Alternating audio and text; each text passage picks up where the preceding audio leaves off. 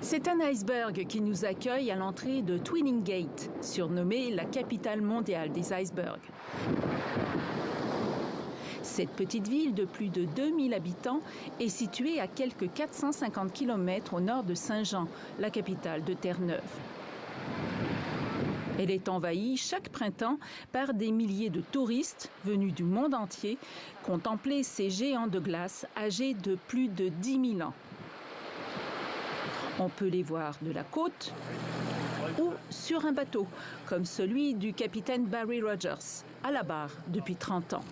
Twining Gate est connue pour être la capitale mondiale des icebergs. Sa compagnie, Ocean Quest, a 7 bateaux à Saint-Jean et Twining Gate. C'est une très bonne année pour les icebergs. Nous faisons des sorties depuis le 4 mai.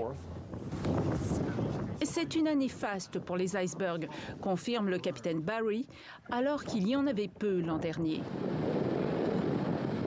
Portés par les vents et les courants, la plupart arrivent du Groenland et ils descendent ce que l'on appelle le couloir des icebergs, de la pointe nord du Labrador à la côte sud-est de Terre-Neuve, d'où on peut les contempler de mai à juillet.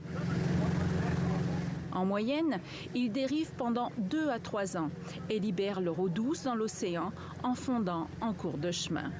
Des œuvres d'art éphémères d'une beauté époustouflante.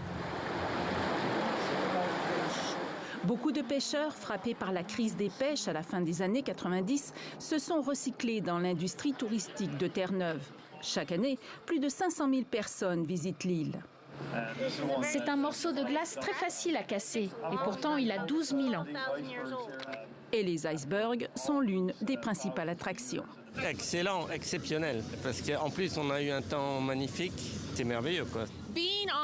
C'est une expérience très émouvante. On ne peut pas voir ça ailleurs au Canada, et même dans le monde. Mais la beauté de ces sculptures glacées ne doit pas faire oublier leur dangerosité. Personne n'a oublié le naufrage du Titanic, provoqué par une collision avec un iceberg au large de Terre-Neuve en 1912. C'est la mission de Seacorp, un institut rattaché à l'Université Memorial de Terre-Neuve. Surveiller ces icebergs par satellite et analyser s'ils peuvent représenter un danger pour les navires, les plateformes pétrolières et les câbles qui tapissent le fond de l'océan. Nous en apprenons beaucoup sur le changement de la glace, surtout leur variabilité. Des années, il y en a beaucoup. Mais d'autres, il n'y en a pas du tout.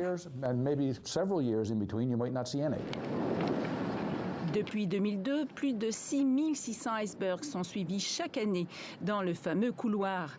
Et on a constaté qu'il y en a plus de petite et moyenne taille qu'au début des années 2000. Nous avons une animation qui montre que les icebergs sont moins nombreux d'une année à l'autre. Et quand ils sont là, ils sont moins gros qu'avant. Et c'est le résultat du fait que les hivers sont moins froids qu'ils ne l'étaient il y a 50, 60, 70 ans. Des changements climatiques qui semblent irréversibles. Dans les 50 prochaines années, je serais surpris si la situation s'inversait.